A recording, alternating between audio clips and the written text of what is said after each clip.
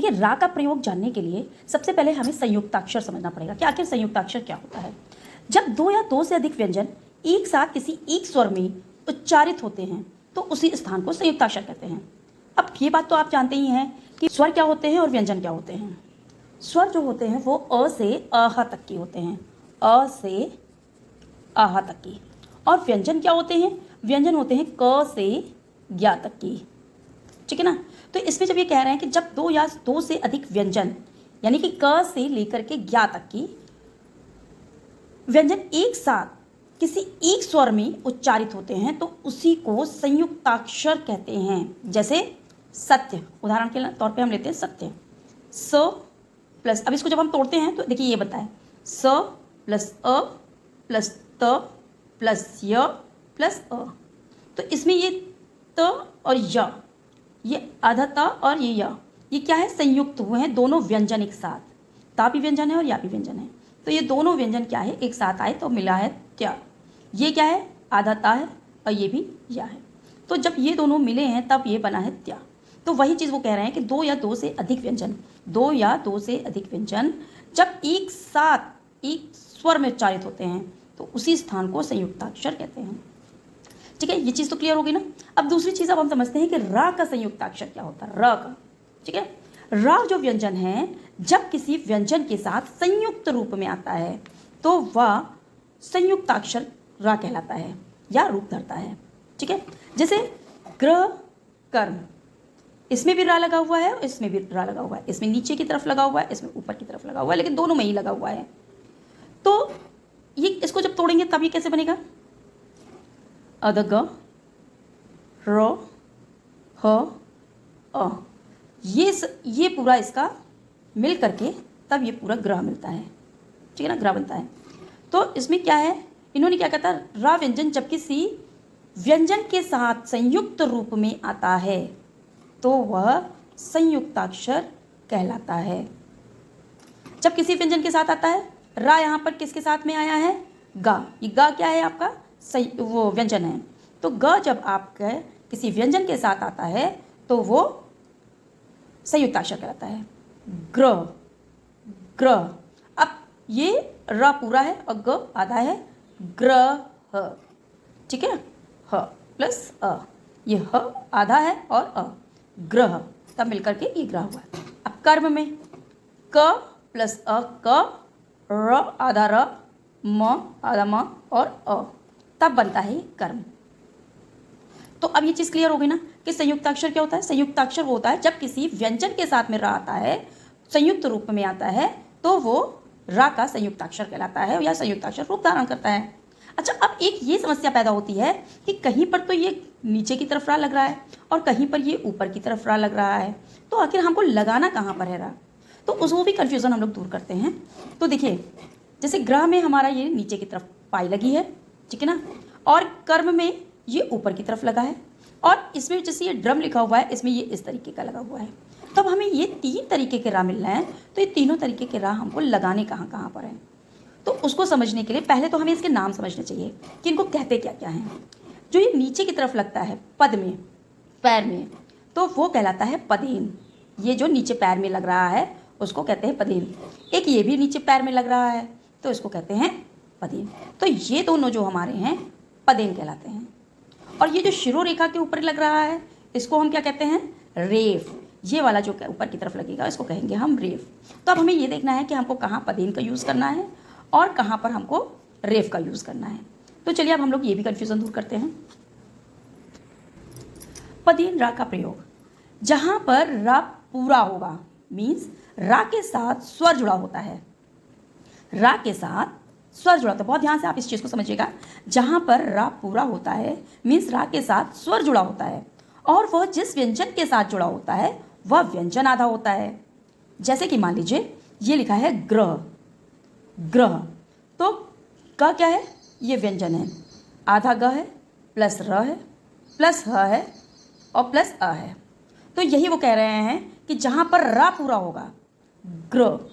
अब जब आप उच्चारण करेंगे तो देखिए ग में हम बहुत कम बोल रहे हैं, ग्र र, ग्रह।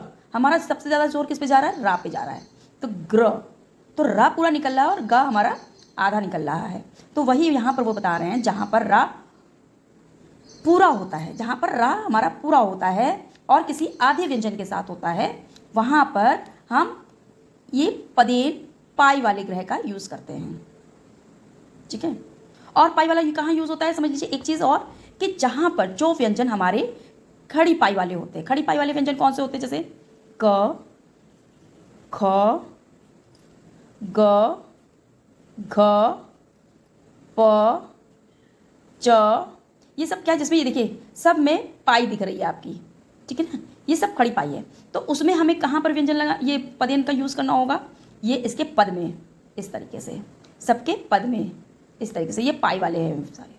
ठीक है, तो हमको वहाँ पर इस तरीके के पदेन पद का रूप करना यूज़ करना होगा।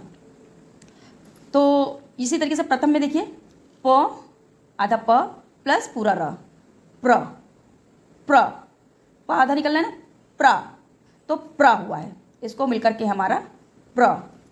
थ, ये आधा था और आ मिलकर के ये हुआ है था, और ये आधा माँ और आ मिलकर के हुआ है माँ, तब हमारा ये प्रथम बना हुआ है, प्रथम। ठीक है ना, तो वही चीज़ अब हम यहाँ पर आपको समझाना चाह रहे हैं कि पदेन जो ये वाला जो लगता है, जो दो तरीके के हमारे होते हैं, एक इस तरीके का होता है और एक इस तरीके का होता है। तो जो पदेन वाला जो ये खड़ी पाई वाला होता है वो उन वर्णों में प्रयोग किया जाता है जिसमें अक्षर या वर्ण खड़ी पाई के होते हैं, जैसे क, ख, ग, उसमें इस तरीके से क्र, क्र, ग्र, घ, च्र, जैसे ऐसे इस तरीके से यूज होगा। और पदेन इस वाले का यूज़ कहाँ होता है, जहाँ पर जिन वर्णों में खड़ी पाई नहीं होती है, यानी कि वर्ण गोल पेंदी के होते हैं। गोल पेंदी के कौन कौन से होते हैं, जैसे ट, ठ, ड, ढ, इनके नीचे ये इस तरीके से हमारा रा की पदेन मात्रा यूज़ होगी, रा का पदेन रूप यूज़ होगा। ठीक है ना, तो जैसे ट्रक, ट्रैक्टर, ड्रम, तो इसमें इस तरीके से यूज़ होगा। तो ये दो चीज़ें तो आपको समझ में आ गई ना कि पदेन आपका यूज़ कहाँ पर होगा और किस तरीके से यूज़ होगा, कहाँ पर आपको पाई वाला पदेन लगाना है, कहाँ पर आपको इस शेप का पदेन लगाना है। तो मुझे लगता है कि आपको ये चीज़ें क्लियर हो गई होंगी। अब हम आते हैं कि आखिर रेफ कहाँ पर लगता है, जो रा का दूसरा रूप है। ये तो एक पदेन रूप हो गया, दूसरा जो हमने आपको यहाँ पर समझाया था कि इस तरीके के 3 रा लगते हैं, ये पदेन वाला तो हमने आपको क्लियर कर दिया है। अब हमको ये रा रेफ वाला क्लियर करना है। ठीक है ना, तो चलिए बढ़ते हैं आगे कि रा ये रेफ का प्रयोग कहाँ होता है। इसमें र क्या होता है, आधा होता है और व्यंजन पूरा होता है, और रा अपने बोले जाने वाले बाद के वर्ण पर प्रयुक्त होता है। पदेन में क्या था आपका, रा पूरा था, और रेफ में क्या है, इसमें रा आधा होगा। जैसे कर्म, अब हमारा किस पे जोर आ रहा है, क पे, क हमारा पूरा निकल, कर और माँ, क और माँ के बीच में जो र आ रहा है वो हम उसको बहुत छोटा साउंड दे रहे हैं। कर्म, कर्म नहीं बोलना है इसको, अगर हम कर्म बोल देंगे तो हमारा क और रा म तीनों पे हमारा बराबर साउंड आएगा। मगर अब हम यहाँ पर बोल रहे हैं कर्म, तो रा हमारा जल्दी साउंड दे रहा है, तो यहाँ पर हमारा क्या है, रा आधा है, क प्लस आ मिल गया, हमारा ये हो गया का, ये हमारा पूरा का हो गया। ठीक है ना, और र हमारा आधा रहेगा। फिर उसके बाद है म प्लस अ, म, कर्म, कर्म। ठीक है ना, ये माँ बन गया है, ये पूरा मिलकर के माँ, और ये रा कहाँ जाता है, ये जो आधा रा होगा वो अपने बाद वाले जो वर्ण होगा, जो व्यंजन होगा उसके ऊपर जाएगा हमेशा।